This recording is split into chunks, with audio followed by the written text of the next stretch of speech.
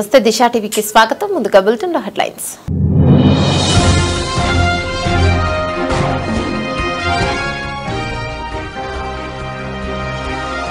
అమీర్పేట్ అంబేద్కర్ చౌరస్తాలో మహేశ్వరం పోలీసుల ఆధ్వర్యంలో వాహన తనిఖీలు. సిఐ వెంకటేశ్వర్లు.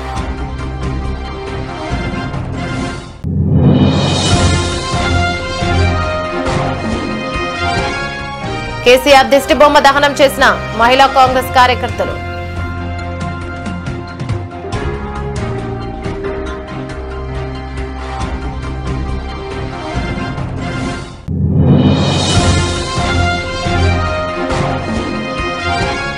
షామీర్పేట్ పోలీస్ స్టేషన్లో ఏసీబీ అధికారుల తనిఖీలు. నూనె రవాణా విషయంలో డబ్బులు డిమాండ్ చేసిన పోలీసు అధికారులు.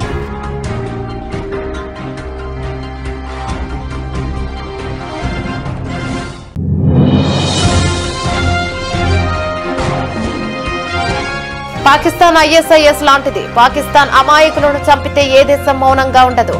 పాకిస్తాన్ ను హెచ్చరించిన అసదుద్దీన్ ఓవైసీ.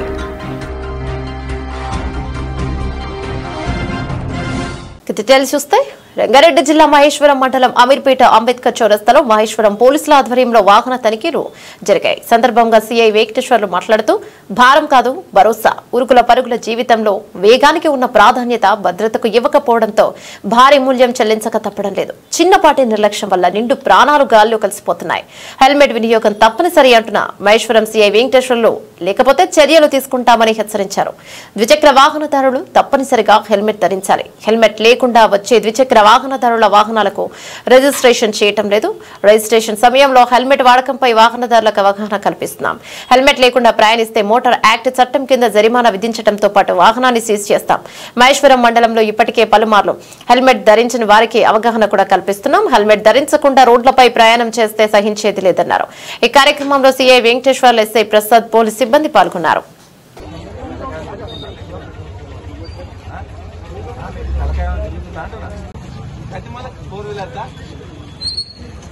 చాలా మంది లేపట్లేదు.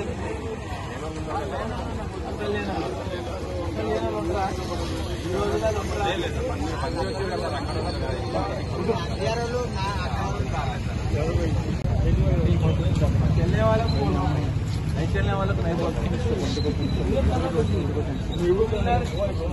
నడపాలంటే ఖచ్చితంగా ఏమేమి ఉండాలి? మీకు లైసెన్స్ ఉండాలి, ఇన్సూరెన్స్ ఉండాలి, ఆర్సీ ఉండాలి, హెల్మెట్ ఉండాలి. ఉండాలా వద్దా? ఇప్పుడే చూపెడతా మీకు. పెట్రోల్ మొబైల్ అవలగాడు ఎడిపోతుందా? ఏమైతే ట్యాబ్ ఏది యాక్సిడెంట్ అయినా ఆ పిల్లగాడి ఫోటో హెడ్ ఇంజరీ అయిన మనిషి ఏమవుతాడు? కోమలోకి పోతాడు. తెలుసు చాలా మంది. కోమలోకి పోయిన తర్వాత లక్షలు కోట్ల హాస్పిటల్లో పెట్టాలి. బతుకుతారా అంటే లక్షల రూపాయలు హాస్పిటల్లో పెట్టాలి. బతుకులో తెలియదు, కేవలం హెల్మెట్ పెట్టుకోకపోవటం వల్ల. అవునా కదా? మేము ఒక 10 మందిని, ఇప్పుడు ఒక 15 మంది పోలీసు వచ్చి మీకు ఎందుకు చెప్పాల్సిన అవసరం మాకుందా? చూడండి, మన పెట్రోల్ పంపులు మహేశ్వరం పెట్రోల్ పంపు ఉంది కదా, శివగంగా టెంపుల్ కాడ ఆడు ఆకారపల్లి కాడ గోడకు గుర్తుకున్నాడు. ఎక్కడ దెబ్బ తగలే, మనకి ఎక్కడ దెబ్బ తగలే, ఓన్లీ నెత్తికదే. ఇది వెంబడే చనిపోయాడు. చూడండి, చాలా మంది మంచి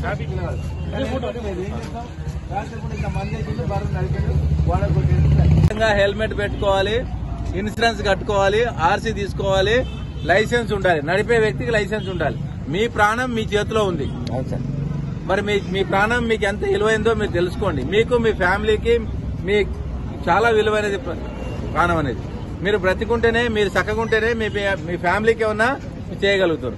మీకు ఏదైనా ఇబ్బంది కలిగితే, ఎలాంటి ఇన్సూరెన్స్ లేకపోతే, మీరు హెల్మెట్ పెట్టుకుని హెడ్ ఇంజరీ అయితే దానికి హాస్పిటల్ ఖర్చులు కూడా ఖర్చే పరిస్థితి లేదు. ఇది చూడండి, నిన్న మన అమీర్పేట గేట్ కాడ, మహేశ్వరం గేట్ కాడ జరిగింది. హెల్మెట్ లేకపోవడం వల్ల ఆ ప్రాణం పోయింది, ఆ వ్యక్తి యొక్క ప్రాణం పోయింది. హెల్మెట్ ధరిస్తే ప్రాణంకి ఎలాంటి ఇబ్బంది ఉండేది కాదు. చిన్న హెల్మెట్ అండి, 800 రూపాయలు, 1000 రూపాయలు అయితే హెల్మెట్ వస్తుంది. నెత్తిమే పెట్టుకోవడానికి మనకి ఎందుకు కష్టం అండి? 300 వస్తుంది సార్. అట్లా సరే, నేను ఎక్కువ చెప్తున్నాను అనుకుంటే తక్కువలో ఉండొచ్చు, కానీ ఒక హెల్మెట్ ఒక 500 లోపు ఒక హెల్మెట్ వస్తుంది. ఆ హెల్మెట్ కొని నెత్తి మీద పెట్టుకొని మనం ప్రయాణం చేస్తే మీకు సేపు, మీ ఫ్యామిలీకి సేపు, అందరికీ సేపు. దయచేసి మీరు అందరూ కూడా ఖచ్చితంగా హెల్మెట్ పెట్టాలి. పెడతారండి? కంపల్సరీ పెడతారా? పెట్టాలి. ఓకేనండి, థ్యాంక్ యూ. భారత రాజ్యాంగ నిర్మాత భారతరత్న డాక్టర్ బాబాసాహెబ్ అంబేద్కర్ ఆశయ సాధనకు ప్రతి ఒక్కరూ నడుం బిగించాలని సినీ నటుడు దర్శక నిర్మాత ఆర్ నారాయణమూర్తి, సిపిఎం రాష్ట్ర కార్యవర్గ సభ్యులు Sagar Bheeshmaraj foundation chairman doctor K Raj Kumar రెడ్డిలు పిలుపునిచ్చారు. నారాయణపేట జిల్లా దామరగిద్ద మండలం మల్రెడ్డిపల్లి గ్రామంలో నూతనంగా ఏర్పాటు చేసిన డాక్టర్ బిఆర్ అంబేద్కర్ విగ్రహాన్ని ఆదివారం సాయంత్రం వారు ఆవిష్కరించారు. సందర్భంగా ఏర్పాటు చేసిన సభలో వారు మాట్లాడారు. జై భీం జై నినాదాలతో పరిసరాలు మారుమొక్కాయి. అనంతరం వక్తలు ప్రజలకు అభివాదం చేశారు. అంతకుముందు వక్తులను సభా నిర్వాహకులుగా శాల్వాలతో ఘనంగా సన్మానించారు. అనంతరం ఆర్ నారాయణమూర్తి పాటలు పాడుతూ ప్రజలను గుర్తొలగించారు. కార్యక్రమంలో నిర్వాహకులు వెంకటప్ప, చంద్రప్ప మరియు ఓయూ విద్యార్థి శరత్, అధిక సంఖ్యలో గ్రామస్తులు, కవులు, కళాకారులు, భీష్మరాజ్ ఫౌండేషన్ సభ్యులు పాల్గొన్నారు.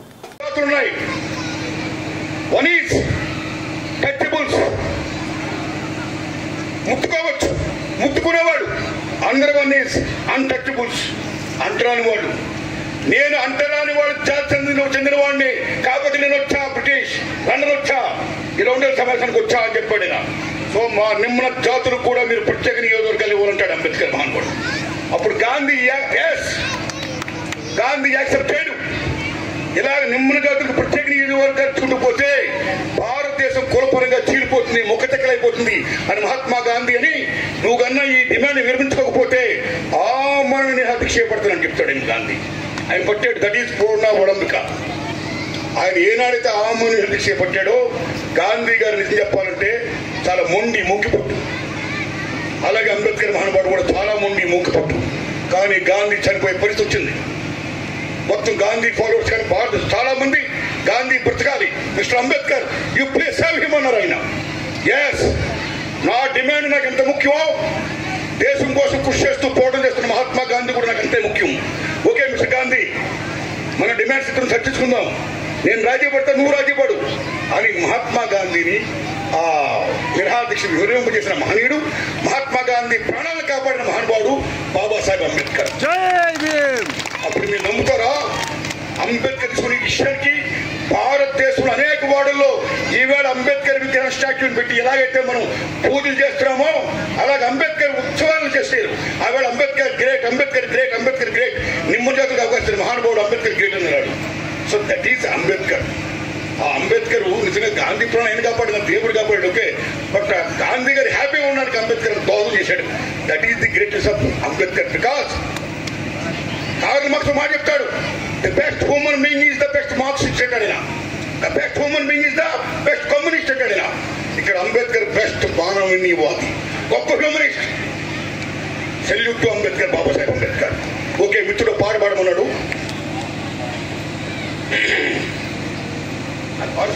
హయత్ నగర్ లో దోపిడీ దొంగలు రెచ్చిపోయారు. శివారు ప్రాంతంలో ఇద్దరు వ్యక్తులపై కత్తులతో దాడి చేసి 30 గొర్రెలను దొంగిలించి పారిపోయారు. గొర్రెలను దొంగిలిస్తున్న సమయంలో అడ్డుకున్న యువకులకు దోపిడీ దొంగలకు మధ్య గొడవ చెలరేగితే. ఇక ఈ దాడిలో కుషాయిగూడ పోలీస్ స్టేషన్ లో పనిచేస్తున్న కానిస్టేబుల్ నవీన్ కి తీవ్ర గాయాలయ్యాయి. తన తండ్రికి ఆరోగ్యం బాగోలేకపోయేసరికి గొర్రెల వద్ద తన బంధువులతో కలిసి కావలిగా ఉన్నాడు. రాత్రి 3 గంటల సమయంలో దొంగలు చోరీకి పాల్పడ్డారు. విషయం తెలుసుకున్న పోలీసులు ఘటనా స్థలానికి చేరుకుని బాధితులను ఆసుపత్రికి తరలించి కేసు దర్యాప్తు చేస్తున్నారు. కానిస్టేబుల్ నవీన్ తండ్రి ఒంటరిగా ఉండటం గమనించి దొంగలు పక్కా ప్లాన్ ప్రకారం దోపిడీ చేసి ఉంటారని పోలీసులు భావిస్తున్నారు.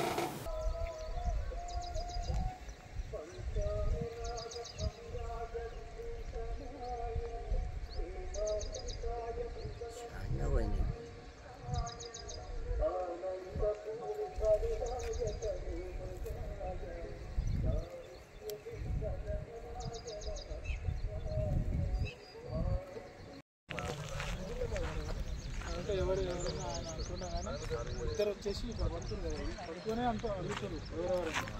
వెంబటే వెళ్ళేసి ఇక్కడ ఒక ఓలలాగా ఉంటే దాన్ని తీసుకెళ్ళి అలా మీరేసి ఇద్దరు వాళ్ళు లేకుండా అలా కూర్చుంటారు. అనే పెట్టేసారు ఇక భయం, పైకి లేకుండా.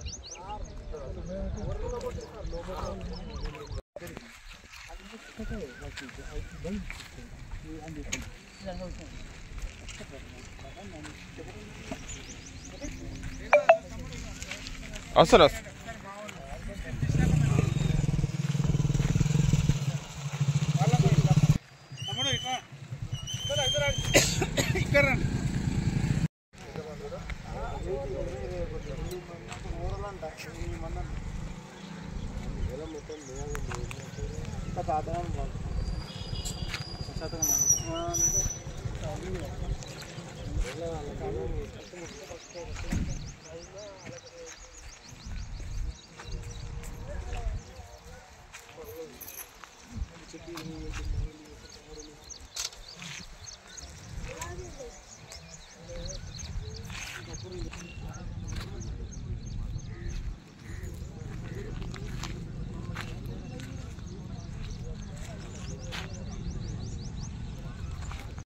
రంగారెడ్డి జిల్లా అంతపూర్ మండలం కోడా గ్రామంలో రాత్రి 2:30 నుంచి 3:30 మధ్యలో ఇద్దరు గొర్రె కాపలు మంద దగ్గర పండుకుంటే వాళ్ళు 10 మంది దొంగలు వచ్చి వాళ్ళు దాడి చేసి అతని మీద కత్తులు పెట్టి మెడ మీద కత్తులు పెట్టి నోట్లో బట్టలు కుక్కి 10 మంది దగ్గర వచ్చి 5 మంది మనుషులను పట్టుకురు. 5 మంది గొర్రెలు దొంగతనం చేసి ఎత్తుకోవేరు.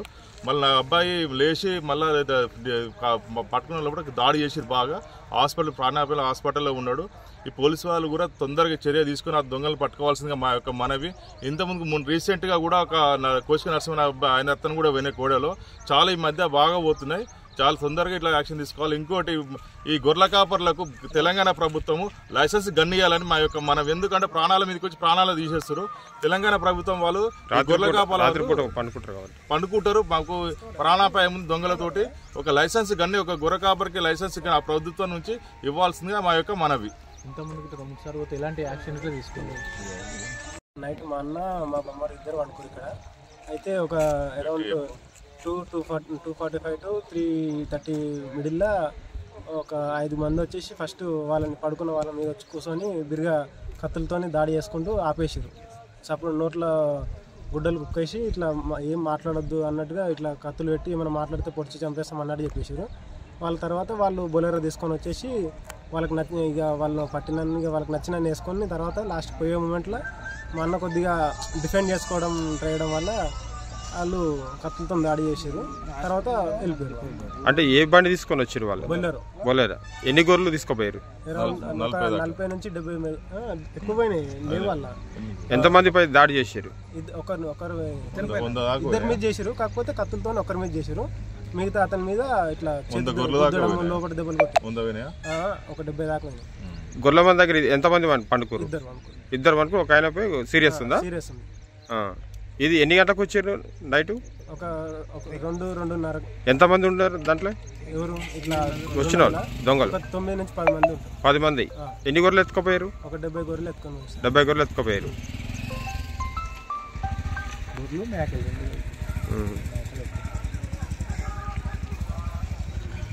మల్కాజ్గిరి ఎస్సీ ఎస్టీ కేసుల్లో త్వరిత న్యాయం కోసం చర్యలు తీసుకోండి. రాచకొండ కమిషనర్ కు కమిషన్ చైర్మన్ సూచనలు. తెలంగాణ రాష్ట్ర ఎస్సీ ఎస్టీ కమిషన్ చైర్మన్ బక్కి వెంకటయ్య రాచకొండ పోలీస్ కమిషనర్ సుధీర్ బాబును సోమవారం నాడు ఆయన కార్యాలయంలో కలిసి సమావేశం నిర్వహించారు. సమావేశంలో షెడ్యూల్ కులాలపై దాడులు, వివక్షలకు సంబంధించిన కేసులు పరిణామాలపై చర్చ జరిగింది. దీనికి స్పందించిన రాచకొండ కమిషనర్ సుధీర్ బాబు తమ కమిషనరేట్ పరిధిలో ఎస్సీ ఎస్టీ కేసుల్లో విచారణ వేగవంతం చేయడం ద్వారా అధిక శిక్షలు పడేలా చట్టబద్దమైన చర్యలు తీసుకుంటున్నామని వివరించారు. న్యాయ ప్రక్రియలో ఎటువంటి ఆలస్యం లేకుండా బాధితులు న్యాయం జరిగేలా ప్రత్యేక దృష్టి సారిస్తున్నామని ఆయన హామీనిచ్చారు. ఈరోజు రాచకొండ కమిషనరేట్ పరిధిలో మరి ఎస్సీ ఎస్టీ అట్రాసిటీస్ కేసులు ఆర్ఓఆర్పై సమీక్ష సమావేశం నిర్వహించడం జరిగింది. మరి రాచకొండ సిపి గారి ఆధ్వర్యంలో మరి సమీక్ష సమావేశం నిర్వహించడం జరిగింది. అన్ని కేసులపై పెండెంట్స్ కేసులు ఏవైతే ఉన్నాయో సత్వరంగా పరిష్కరించాలని చెప్పి మరి సివిల్ రైట్ డే 10 నెలల చివరి వారంలో తప్పకుండా రిద్దర్గా జరపాలని చెప్పి దానికి యాక్షన్ ప్లాన్ తయారు చేసుకోవాలని, ప్రతి 3 నెలలకోసారి డిఎంసీ మీటింగ్ జరపాలని, మరి పరిహారం విషయంలో మళ్ళీ లబ్ధిదారులకు సత్వరమే వారికి అందించాలని, మరి ఎస్సీ ఎస్టీ కేసులపై ఎవరు అలసత్వం వహించిన వారిపై కఠిన ఉంటాయని చెప్పి కూడా ఈ సందర్భంగా తెలియజేసినాం. మరి అందరికి కూడా మరి మే 15వ తారీఖు వరకు మరి సమస్యలన్నీ పరిష్కారం చేయాలి. మరి ఎస్సీ కేసు పెండెన్సీని కూడా దశల వారీగా కంప్లీట్ చేసుకొని మరి రాచకొండ కమిషనర్ పరిధిలో అన్ని కేసులు కూడా సత్వరంగా పరిష్కరించాలని చెప్పి కూడా తగిన ఆదేశాలు ఇవ్వడం జరిగింది. Jai Bhim. Full SC ST commission of Telangana state మన రాచకొండ కమిషనర్ విజిట్ చేసి కేసెస్ రివ్యూ చేయడం జరిగింది. చాలా ఉన్నతమైన ప్రమాణాలతో రివ్యూ చేయడం జరిగింది. తర్వాత దిశానిర్దేశాలు కూడా క్లియర్గా ఇచ్చి ప్రాపర్ డెడ్ లైన్స్ ఇచ్చి ఎట్లా దీన్ని డిఫరెంట్ ఆస్పెక్ట్స్ ఫుల్ఫిల్ చేయాలని చెప్పడం జరిగింది. మనము రాచకొండలో ఇప్పుడు 1309 కేసులు పీటీలో ఉన్నాయి. మన కన్విక్షన్ రేట్స్ హై ఉన్నాయి. 59 కేసెస్లో కన్విక్షన్ తీసుకోవడం జరిగింది. 12 కేసెస్లో లైఫ్ ఇంప్రిజన్మెంట్ తీసుకోవడంతో పాటు డిఫరెంట్ కేసెస్లో అక్యూజ్ని కలిపి టోటల్గా 164 వ్యక్తుల్ని మనము అరెస్ట్ చేయడం జరిగింది. ఒకటే కేసులో 17 మందికి లైఫ్ ఇంప్రిజన్మెంట్ వచ్చినటువంటి అడ్డగూడూరు పోలీస్ స్టేషన్లో ఉంది. ఈ విధంగా ఎఫెక్టివ్గా కమిటెడ్గా పనిచేయాలనే ఉద్దేశంతో ఉన్నాం కాబట్టి కమిషన్ ఇచ్చినటువంటి గైడ్లైన్స్ మూలంగా కూడా ఇంకా బెటర్గా పనిచేయడానికి మేమందరం నిశ్చయంతో ఉన్నాము. కొన్ని 2 BHK లాంటివి కొన్ని ఇష్యూస్ ఉన్నాయి. అవి తర్వాత కొన్ని చట్టం ఇంప్లిమెంటేషన్లో ఉన్నటువంటి ఇష్యూస్ని, లాంగ్ పెండింగ్ కేసెస్ ఉన్నటువంటి ఇష్యూస్ని కూడా రివ్యూ చేయడం జరిగింది. వాటన్నిటికీ ఒకటి తొందరగా మేము ఫైనలైజ్ చేయడం, కేసు ఛార్జ్ షీట్ చేయడం చేస్తాం. హైయెస్ట్ రేట్ ఆఫ్ కన్విక్షన్ మేము తీసుకోవడం మా ముఖ్య ఉద్దేశం. మాకు లాస్ట్ ఇయర్ 31 కేసెస్లో లైఫ్ ఇంప్రిజన్మెంట్ వచ్చినప్పుడు 12 కేసెస్ SC/ST యాక్ట్, పోక్సో యాక్ట్లో కలిపి ఉన్నటువంటి కేసెస్ కాబట్టి you can understand how much focus our officers are. Thank you. Rangareddy జిల్లా షాద్నగర్ ముఖ్య కూడల్లో మహిళా కాంగ్రెస్ కార్యకర్తలు బీఆర్ఎస్ అధినేత కేసీఆర్ దిష్టిబొమ్మను దహనం చేశారు. నిన్న వరంగల్ సభలో మహిళలను ఉద్దేశించి ఉచిత బస్సు ప్రయాణం స్కీమ్ వల్ల మహిళలు కొట్టుకుంటున్నారని, ఉచిత బస్సు దండగన్నారు.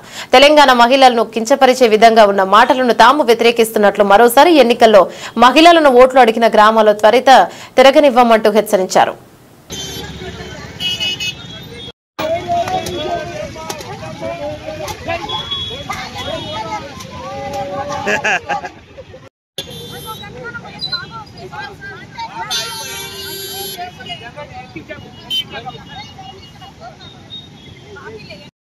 చెప్పాలి మహిళల కేసీఆర్ వెంటనే చెప్పాలి, చెప్పాలి కేసీఆర్ మహిళలకు వెంటనే చెప్పాలి. జై కాంగ్రెస్, జై మహిళా కాంగ్రెస్, జై కాంగ్రెస్,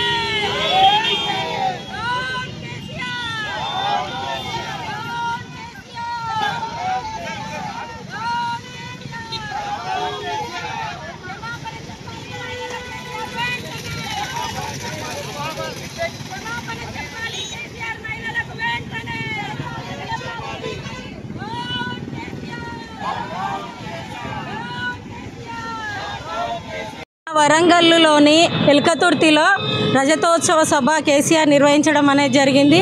ఆ సందర్భంగా కేసీఆర్ మాట్లాడుతూ ఫ్రీ బస్సు ఎందుకు పెట్టిర్రు, దరిద్రము పెట్టినందుకు ఆడోళ్ళు జుట్లు పట్టుకొని కొట్టుకుంటారు అని చెప్పిండు. దరిద్రమైన పని నీ కూతురు చేసింది. అడ్డమైన లిక్కర్ దందా చేసి సంపాదించింది నీ కూతురు. నీకు కార్లు ఉండొచ్చు, మేడలు ఉండొచ్చు, హెలికాప్టర్లు ఉండొచ్చు, మందిని ముంచి అవన్నీ కొనొచ్చు. మా పేదవాళ్లకు, మా పేద కార్మిక మహిళలకు, మా పేద ఉద్యోగస్తులకు ఫ్రీ బస్ ఎంతో ఉపయోగపడుతుంది. నెలకు ఒక 2-3 వేలు వెనక్కి పడుతున్నాయి. ఫ్రీ కరెంటు కానివ్వండి, 500 గ్యాస్ కానివ్వండి, సన్న బియ్యం కానివ్వండి, రైతులకు రుణమాఫీ కానివ్వండి. ఈ రకంగా కాంగ్రెస్ ప్రభుత్వం మహిళలకు ఉపయోగకరమైన పని చేస్తూ ఉంటే, పథకాలు పెడతా ఉంటే కేసీఆర్ జీర్ణించుకోలేక కడుపు ఉబ్బరం లేచి నిన్న ఫామ్ హౌస్లో కూర్చొని ఎక్కింది దిగినట్టుంది. అందుకనే బయటికి వచ్చి నిన్న ఆ రకంగా మాట్లాడుతూ ఉన్నాడు. ఇంతకుముందు నీకు ఎలక్షన్ల సందర్భంగా మహిళలు ఎట్లా గుణపాఠం చెప్పిర్రో, ఫామ్ హౌస్కి ఎట్లా పరిమితం చేసిర్రో ఖబర్దార్ కేసీఆర్. మళ్ళా ఎలక్షన్లకు ఊర్ల పోంటి బీఆర్ఎస్ కార్యకర్తలు, టీఆర్ఎస్ కార్యకర్తలు కానీ ఊర్లలోకి వచ్చి ఆడవాళ్ళను ఓట్లు అడిగితే ఆడవాళ్ళు చెప్పు తీసుకొని, చీపిరి కట్ట తీసుకొని తిరిగిన దిక్కల్లో ఉతుకుతారు. మీకు ఓటు అడిగే హక్కే లేదు. మహిళల దగ్గరకు పోతే ఖబర్దార్, దరిద్రము జుట్లు పట్టుకుంటారు అంటే చెప్పు తీసుకొని అంటారు. కేసీఆర్ గుర్తు పెట్టుకో, ఖబర్దార్ బిడ్డ. రంగారెడ్డి జిల్లా షాద్నగర్ క్యాంపు కార్యాలయంలో ఎమ్మెల్యే వీర్లపల్లి శంకర్ విలేకరుల సమావేశం ఏర్పాటు చేశారు. ఎమ్మెల్యే వీర్లపల్లి శంకర్ మాట్లాడుతూ నిన్నటి సభ కేవలం అధికార దాహం కోసమే అన్నారు. కేసీఆర్ మాటల్లో అబద్దాలు తప్పేమీ లేవన్నారు. ఇక తెలంగాణ ఉద్యమం సమయంలో చెప్పిన మాటలన్నీ గాలికొదిలేసిన ఘనత కేసీఆర్ అన్నారు. మిగులు బడ్జెట్ లో ఉన్న రాష్ట్రాన్ని అప్పుల కుప్పగా మార్చారన్నారు. బీఆర్ఎస్ 10 ఏళ్ల పాలనలో చెప్పిన హామీలే నెరవేరలేదన్నారు. 10 ఏళ్లలో కూడా 100 అబద్దాలు ఆడారని అన్నారు. ఇక దళిత సీఎం అన్నారు. 3 ఎకరాలు, నిరుద్యోగ భృతి, ఇలా ఎన్నో హామీలు గాలి కొదిలేశారు. కాబట్టి ప్రజలు అధికారం దూరం చేశారని అన్నారు. తెలంగాణలో ప్రతి నియోజకవర్గానికి 1,00,000 ఎకరాలు నిలుస్తామన్నారు. దక్షిణ తెలంగాణను గాలి కొదిలేశారన్నారు. లక్ష్మీదేవి పల్లి రిజర్వాయర్ను 2 ఏళ్లలో పూర్తి చేస్తామని 10 ఏళ్లు పాలించిన 30% కూడా పూర్తి చేయలేదన్నారు. కాళేశ్వరం కేవలం కలెక్షన్ల కోసమే అన్నారు. నాలాగా నేను రాష్ట్ర ముఖ్యమంత్రి నిలదీసి అడుగుతాను.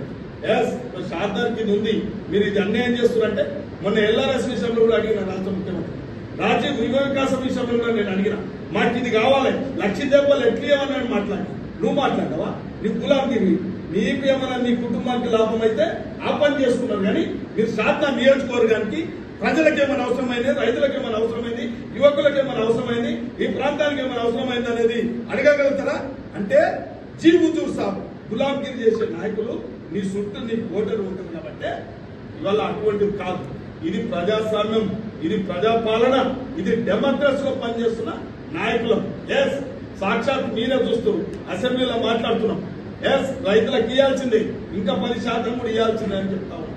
ఈ ప్రాంతానికి ఇది కావాలంటున్నాం. రాష్ట్ర ముఖ్యమంత్రితో కొట్లాడుతూ ఉన్నాం.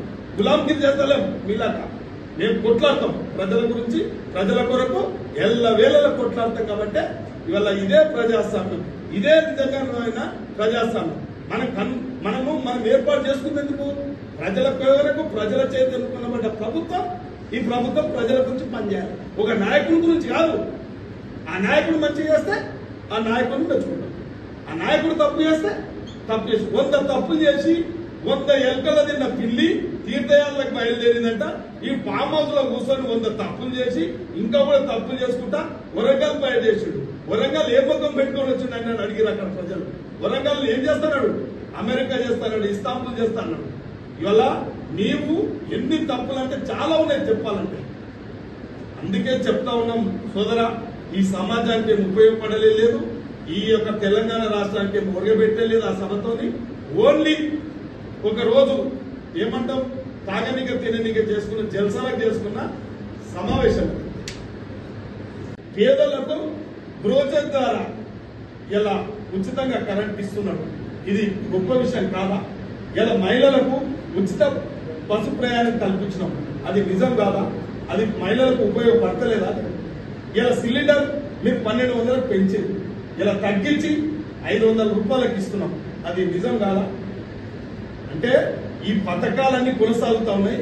యువకులకు మీరు దళిత బంధు తెచ్చి ఏ ఒక్కరికో గులాంగిరి చేసేవాడు కండువ ఎవడేసుకుంటే, టీఆర్ఎస్ కండువ ఎవడేసుకుంటే వాడి పార్టీ మారితే వానికి మీరు దళిత బంధు ఇచ్చే ప్రయత్నం చేసి, ఇవాళ రాజీవ్ యువ వికాసం ఇలా ప్రతి మండలానికి దాదాపు 1000 మంది యువకులకు ఇలా ఆ యొక్క రాజీవ్ యువ వికాసం వల్ల లబ్ధి పొందే విధంగా కూడా ఆ స్కీమ్ తేవడం జరిగింది, దరఖాస్తు కూడా తీసుకోవడం జరిగింది. ముఖ్యంగా ఈ యొక్క 15 నెలల్లో ఊహించని అభివృద్ధి చేస్తా ఉన్నాడు కాబట్టి ప్రజలలో వ్యతిరేకత లేదు. వాళ్ళ కార్యకర్తలు, వాళ్ళ గులాంగిరోలు ఉంటారు. ఒక మంచి నాయకుడిని తెలంగాణ ప్రజలు, సబండ వర్గాలు, నువ్వు ఏ వర్గానికి మోసం చేయలేదు చెప్పు. జర్నలిస్టులకు ప్లాట్లు ఇస్తాను ఇచ్చినవా? జర్నలిస్టుల సంక్షేమం కోరుకున్నావా? చేసినవా? మోసం చేయలేదా జర్నలిస్టుల? ఇలా ఉద్యమకారులను మోసం చేయలేదా? నువ్వు ఇలా మేధావులను మోసం చేయలేదా? ఎక్కడైనా ప్రజల తరపున అవకాశం ఉండి నిరసన చెప్పమన్నా. రంగారెడ్డి జిల్లా మీర్పేట్ పోలీస్ స్టేషన్ పరిధిలోని Badangpet municipal corporation municipal colony venture 2లో చోరీ. నిన్న రాత్రి వరుసగా 4 ఇండ్లలో చోరీ, 4 తులాల బంగారం, నూతన భవన నిర్మాణంలో విలువైన వస్తువులను దొంగతనం. సీసీ ఫుటేజ్ విజువల్స్ ఆధారంగా పోలీస్ స్టేషన్లో ఫిర్యాదు. కాలనీలో వరుసగా దొంగతనాలు అవుతున్నప్పటికీ పోలీసులకు ఫిర్యాదు చేసినా పట్టించుకోవడం లేదని కాలనీ వాసులు అంటున్నారు. ఆయనలో దొంగతనాలు చేస్తున్నారు. మేజర్ గా వాళ్ళు ఇంట్లో ఉన్న ఇంటీరియల్స్ ఏది ఫ్యాన్లు గానీ అండ్ నల్లాలు గానీ ఇలా కొత్త ఐటమ్స్ ఏముంటాయో వాటిని ఇప్పుకొని తీసుకొని వెళ్ళిపోతున్నారు. ఏంటంటే ఈ దొంగతనాలు కూడా రాత్రి టైం మాక్సిమం నైట్ టైం జరుగుతున్నాయి. సమ్ టైమ్స్ ఒక్కొక్కసారి డే టైమ్స్ కూడా మధ్యాహ్నం టైం కూడా ఓవర్లేని టైంలో బాగా దొంగతనాలు చేస్తున్నారు. ఇంతకుముందు కూడా మేము పోలీస్ స్టేషన్లో ఈ విషయం గురించి కంప్లైంట్ ఇచ్చాము. బట్ చూడడానికి ఇది చిన్న దొంగతనం లాగానే కనిపిస్తుండొచ్చు. బట్ ఇదే కంటిన్యూ అయితే ఇప్పుడు అలా చిన్న దొంగతనాలు ఇప్పుడు యాక్చువల్లీ ఒక కొత్తగా రీసెంట్ గా మ్యారేజ్ అయింది మా కాలనీలోనే, వాళ్ళ ఇంట్లో బంగారం కూడా వెళ్ళిపోయింది. అంటే చిన్న దొంగతనం ఇంత నెగ్లెక్ట్ చేయడం మనం మొదలు పెడితే అది చాలా పెద్ద వరకు వెళ్ళేటట్టుంది. దయచేసి మా ఏరియాకు కొన్నిసం కొద్దిగా పెట్రోలింగ్ ఇది లోపలికి ఉంది కొద్దిగా, అంటే కొత్త కాలనీస్ అయిపోతున్నాయి కాబట్టి కొద్దిగా పోలీసులు మాకు కొద్దిగా ఎక్కువ పెట్రోలింగ్ ప్రొవైడ్ చేస్తారని మేము కోరుకుంటున్నాం. ఎందుకంటే కొత్త ఇళ్లలో ప్రతిసారి జరుగుతుంది ఇక్కడ, ఇది ఒకటేసారి ఇప్పుడే కాదు, రీసెంట్ గా జరిగిన 3 రోజులే కాదు. సోనియా గాంధీని దేవతాని గతంలో కేసీఆర్ పొగిడారు. ధనిక రాష్ట్రాన్ని కేసీఆర్ అప్పుల పాలు చేశాడు. 10 ఏళ్ల పాటు కేసీఆర్ ఎందుకు రుణమాఫీ సరిగ్గా చేయలేకపోయాడని మల్లాపూర్ కాంగ్రెస్ పార్టీ అధ్యక్షుడు కప్పార సాయి గౌడ్ అన్నారు. సోమవారం మల్లాపూర్ డివిజన్ పరిధిలోని దాదాపు 3.5 కోట్ల రూపాయలతో సీసీ బీటీ రోడ్లు మంజూరు చేయించిన ఉప్పల్ నియోజకవర్గం కాంగ్రెస్ పార్టీ ఇన్ఛార్జ్ మందముల పరమేశ్వర్ రెడ్డి కృతజ్ఞతలు తెలిపారు. గత 10 ఏళ్ల పాటు జరగని అభివృద్ధిని మళ్లీ కాంగ్రెస్ పార్టీతో సాధ్యమైందని ముఖ్యమంత్రి రేవంత్ రెడ్డి చిత్రపటానికి పాలాభిషేకం చేశారు. ఈ సందర్భంగా కప్పార సాయి గౌడ్ మాట్లాడుతూ కేసీఆర్ రుణమాఫీ వడ్డీకి సరిపోలేదన్నారు. అక్షయ పాత్ర లాంటి ఔటర్ రింగ్ రోడ్ ను కేసీఆర్ అమ్ముకున్నాడు. సభ కోసం ప్రతి గ్రామానికి బీఆర్ఎస్ పార్టీ 3 నుంచి 4 లక్షల ఖర్చు చేసింది. కేసీఆర్ హయాంలో పనిచేసిన ఇరిగేషన్ సిఈ దగ్గర 100 కోట్లకు పైగా ఆస్తులు దొరికాయి. కేసీఆర్ దగ్గర సోదాలు చేస్తే 1000 కోట్లు దొరుకుతాయన్నారు.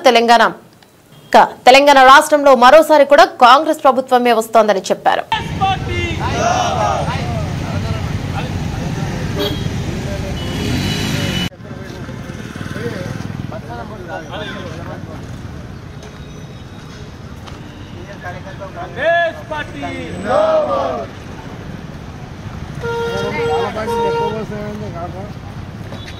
మొత్తం నీళ్ళు పోసిన వల్ల గవర్నమెంట్ రేవంత్ రెడ్డి గారి నాయకత్వం, రేవంత్ రెడ్డి గారి నాయకత్వం పార్టీ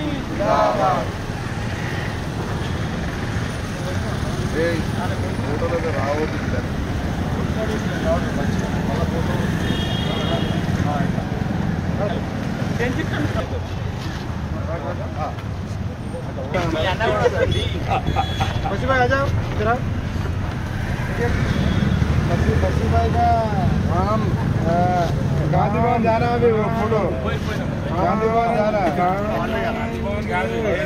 एसी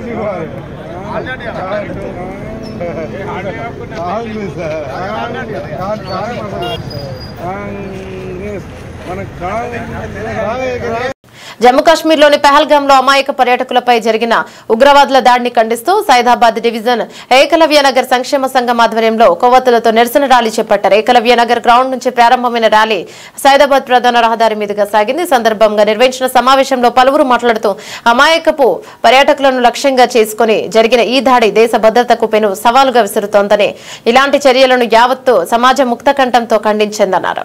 కార్యక్రమంలో బోనాపురం రఘు, దర్శన శివాజీ, మల్లేష్, చందు, సతీష్ బాబు పాల్గొన్నారు.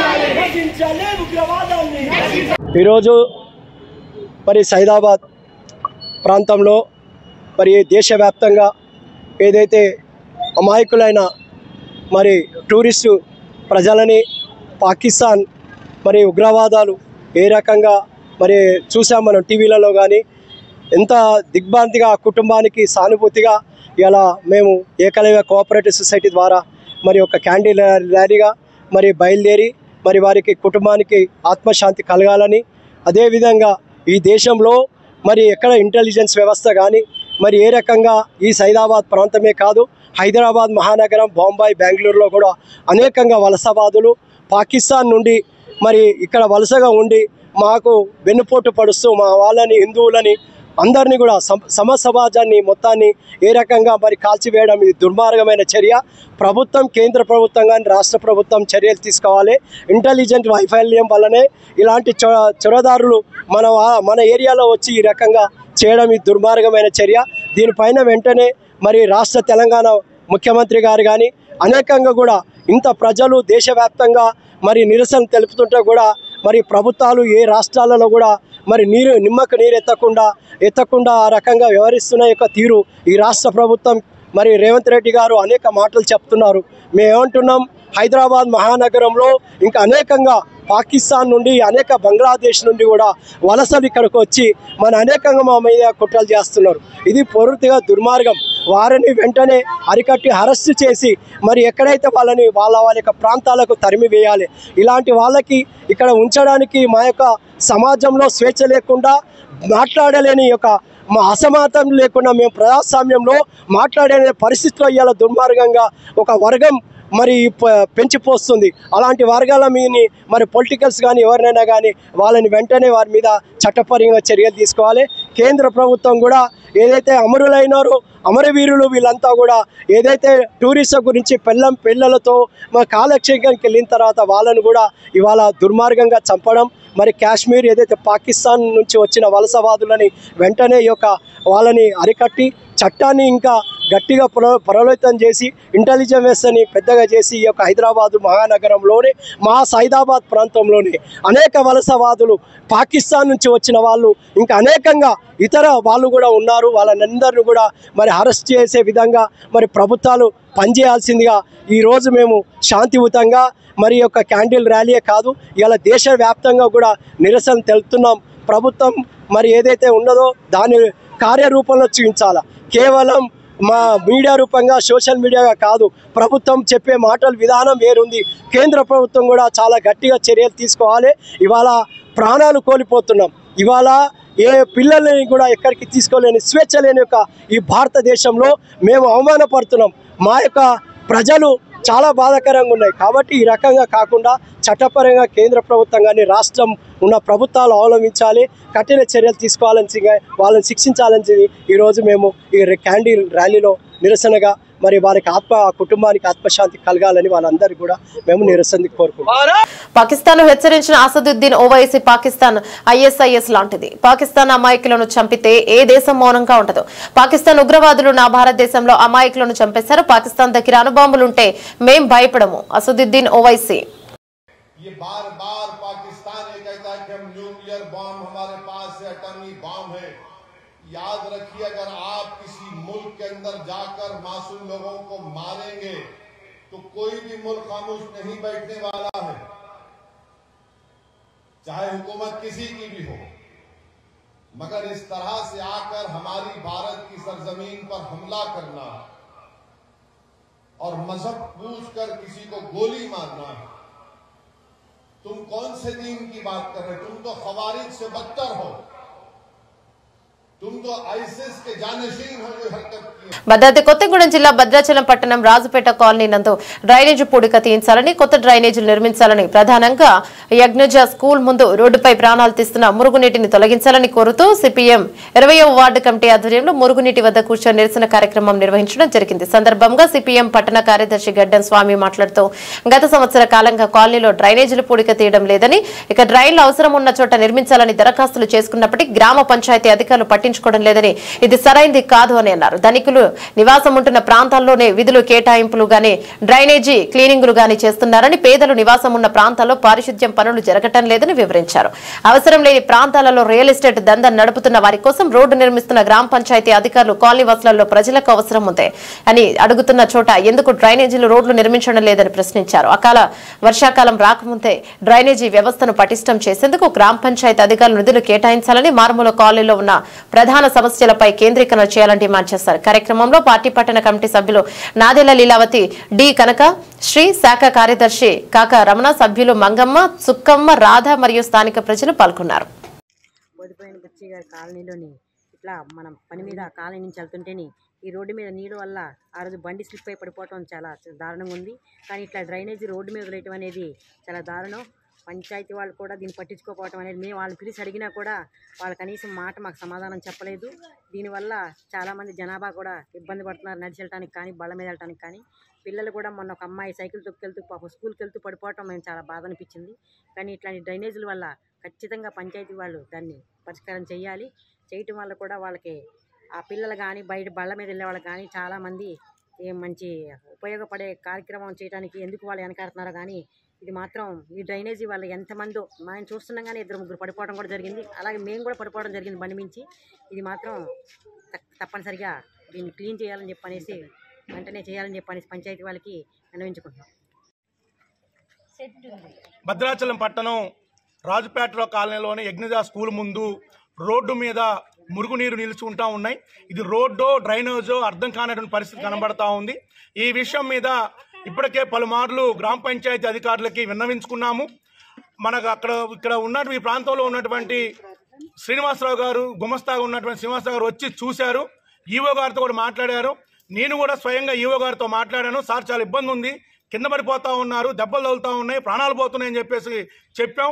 ఇప్పటికే పలువురు ఈ డ్రైనేజీ గుండా పోతూ జారి కింద పడి తలకాయలు పగిలి వాళ్ళ హాస్పిటల్లో ట్రీట్మెంట్లు తీసుకున్న పరిస్థితి కనబడతా ఉంది. అయినా కూడా ఇంత మటుకి ఈ సమస్య పరిష్కారం చేయలేదు. ఎందుకు పరిష్కారం చేయట్లేదు అని చెప్పేసి మేము గ్రామ పంచాయతీ అధికారులను అడుగుతా ఉన్నాం. ఇది సరైనది కాదు. దరిదాపు సంవత్సర కాలం అవుతా ఉంది రాజపేటలో డ్రైనేజీలు తీసి. ఇవాళ ఏ కాలనీలో ఏ వీధికి పోయినా సరే డ్రైనేజీ తీసిన పరిస్థితి లేదు. ఎక్కడ చెత్త అక్కడే ఉంది. ఇవాళ దీన్ని తీయమని ఎప్పటి నుంచో చెప్తున్నాం, పడిపోతున్నారని. డ్రైనేజీలు తీయడానికి, కొత్త డ్రైనేజీలు నిర్మించడానికి మీకు వచ్చిన ఇబ్బంది ఏంటి? ఇవాళ రియల్ ఎస్టేట్ వ్యాపారం చేస్తున్నటువంటి భూస్వాముల దగ్గర ఇవాళ మీరు రోడ్లు వేస్తారా? డ్రైన్లు నిర్మిస్తారా? కాలనీలో ప్రజలు ఇబ్బంది పడుతున్నారంటే మీకు రోడ్లు వేయడం చేత కాదా? ఎందుకు గ్రామ పంచాయతీ అధికారులు ఇంత నిర్లక్ష్యం వ్యవహరిస్తూ ఉన్నారు? మమ్మల్ని చూపెట్టమంటారా? ఇల్లు లేని కాడ, ఇల్లు నిర్మాణం లేని చోట వాళ్ళు రోడ్లు వేశారు, సిమెంట్ రోడ్లు. ఏం అవసరం ఉంది అక్కడ సిమెంట్ రోడ్లు వేశారు? ఇక్కడ డ్రైన్ తీయండి అని చెప్పేసి అనేక సంవత్సరాలుగా మేము అడుగుతూ ఉంటే డ్రైన్లు మీరు కొత్త డ్రైన్లు నిర్మించడానికి ఎందుకు నిర్మించట్లేదు? గ్రామ పంచాయతీ నిధులన్నీ ఏమైపోతా ఉన్నాయి? ప్రతి సంవత్సరం గ్రామ పంచాయతీ నిధులు గ్రామ పంచాయతీకి వస్తూ ఉన్నాయి. ఎందుకు మీరు కొత్తగా డ్రైన్లు నిర్మించట్లేదు?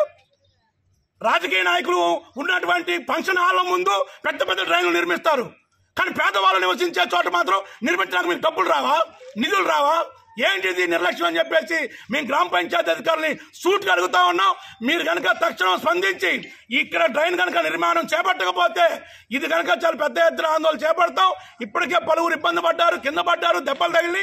తక్షణం అధికారులు దీని మీద స్పందించాలి అని చెప్పేసి ఇవాళ నిరసన కార్యక్రమం చేపడతా ఉన్నాం. ఇప్పుడు కనుక అధికారులు స్పందించి కనుక దీని పరిష్కారం కనుక చూపించకపోతే రాబోయే కాలంలో పలు రకాలుగా మేము ఆందోళన కార్యక్రమాలు చేపడతాం. మీరు దిగొచ్చే వరకు మా పోరాటం ఆగదు అని చెప్పేసి ఈ సందర్భంగా గ్రామ పంచాయతీ అధికారులని హెచ్చరిస్తా ఉన్నాం. శామీర్పేట్ పోలీస్ స్టేషన్ పై ఏసీబీ దాడులు. విశ్వసనీయ సమాచారం ప్రకారం నగర శివారు ఉప్పల్ ప్రాంతంలోని ఫ్రీడమ్ ఆయిల్ కంపెనీ గోదాం నుంచి చోరీకి గురైంది. ఇక చోరీకి గురైన ఆయిల్ తనిఖీలో భాగంగా శామీర్పేట్ పోలీసులు పట్టుకున్నట్లు తెలుస్తోంది. అయితే పట్టుబడిన ఆయిల్ ను రికవరీ చేసి ఇవ్వడానికి ఆయిల్ పట్టుకున్న పోలీసు డబ్బులు డిమాండ్ చేయగా మొదటి విడతగా కొన్ని డబ్బులు ఇచ్చి మిగతా డబ్బులు ఇస్తుండగా ఏసీబీ అధికారులు పట్టుకున్నారు. రెడ్ హ్యాండెడ్ గా పట్టుబడిన వారిలో ఎస్ఐ పరశురాములుండగా ఇందులో మరికొందరు పోలీసు అధికారులు కూడా ఉన్నట్లు తెలుస్తోంది. ఇంకా పోలీస్ స్టేషన్ లో దర్యాప్తు కొనసాగుతుంది. ఫ్రీడమ్ ఆయిల్ యజమాని దగ్గర నుండి 2 లక్షల రూపాయలు డిమాండ్ చేయగా దీంతో యజమాని 22,000 జరిమానా ఇస్తుండగా ఏసీబీ అధికారులు పట్టుకున్నారు.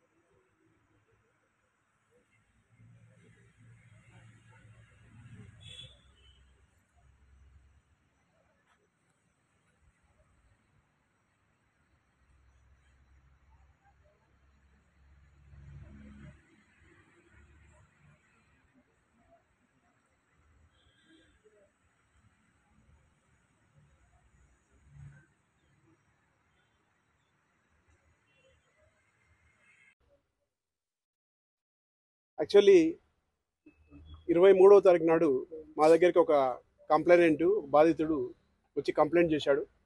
ఏంటంటే షామీర్పేట్ పోలీస్ స్టేషన్లో పరశురామ్ అనే ఎస్ఐ అతన్ని ఫ్రెండ్స్ని ఆల్రెడీ తీసుకొచ్చేసి ఇక్కడ ఇంటరాగేషన్ చేశారు.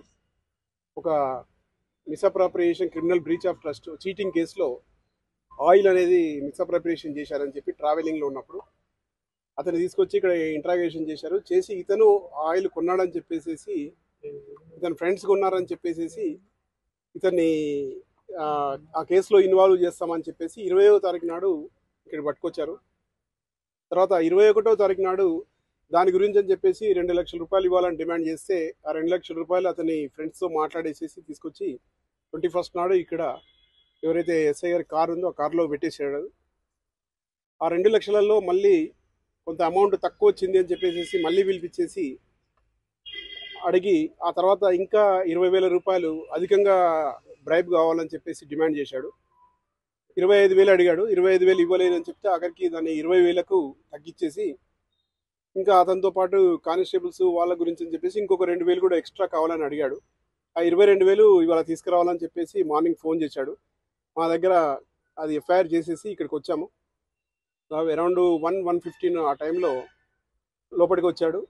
వచ్చినాక ఇతనితో మాట్లాడేసి ఆ అమౌంట్ని పక్కన డస్ట్బిన్ పెట్టుకున్నాడు. డస్ట్బిన్లో వేసేసి వెళ్ళాలని చెప్పాడు. డస్ట్బిన్లో అమౌంట్ వేసేసి కంప్లైంట్ బయటకు వచ్చేసి మాకు సిగ్నల్ ఇవ్వగానే మేము లోపలికి వెళ్ళిపోయి చెక్ చేసాము. డస్ట్బిన్లోకి వెళ్ళి 22,000 ఎస్ఐ గారి సమక్షంలోనే అవి రికవరీ చేసాము, అరెస్ట్ చేసాము. ఇవాళ నైట్ లేదా రేపు మార్నింగ్ వరకు ప్రొడ్యూస్ చేస్తాం కోర్టులో. కానిస్టేబుల్స్ ఎందుకంటే వాళ్ళ పేరు మీద ఇతను అడిగాడు కానీ వాళ్ళు తీసుకోలేదు, ఇతనే యాక్సెప్ట్ చేశాడు. వాళ్ళ డిమాండ్ కూడా ఈవెన్ కానిస్టేబుల్స్ ఎవరు డిమాండ్ చేయలే. అయినా కూడా ఫర్దర్గా ఇంకా మేము ఇక్కడ దాదాపు 10-12 అవర్స్ ఇక్కడ ప్రాసెస్ ఉంటుంది. అందరు ఇంటరాగేషన్ చేస్తున్నాం. ఇంకా ఫర్దర్గా చెప్తాం. ఆయిల్ కేపీహెచ్బి నుంచి. విచారణలో ఎస్ఐ గారు వేరే అధికారుల పేర్లు ఎవరైనా చెప్పారా? లేదు, ఇంకా ఇప్పటివరకు మేము కంటిన్యూ చేస్తున్నాం ఇంటరాగేషన్. టైం పడుతుంది ఇంకా. ఇప్పటివరకు ఎస్ఐ గారిని అయితే ఇంకా పూర్తిగా విచారిస్తున్నాము. 3-4 అవర్స్ టైం పడుతుంది కంప్లీట్ ఎంక్వైరీ చేశాక. బిఫోర్ అరెస్ట్ ఏమన్నా తెలిస్తే ఇన్వాల్వ్ చేస్తాం. బులెటిన్ ముగించే ముందు హెడ్లైన్స్ మరోసారి.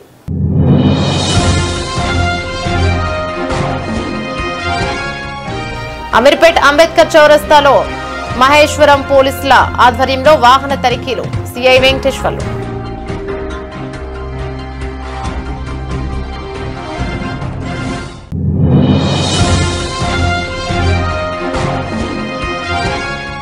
కేసీఆర్ దిష్టిబొమ్మ దహనం చేసిన మహిళా కాంగ్రెస్ కార్యకర్తలు.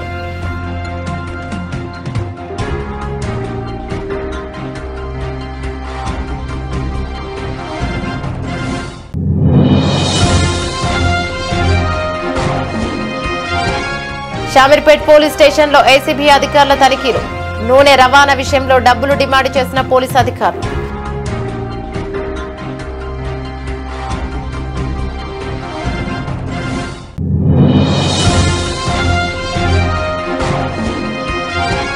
పాకిస్తాన్ ఐఎస్ఐఎస్ లాంటిది. పాకిస్తాన్ అమాయకులను చంపితే ఏ దేశం మౌనంగా ఉండదు. పాకిస్తాన్ ను హెచ్చరించిన అసదుద్దీన్ ఓవైసీ.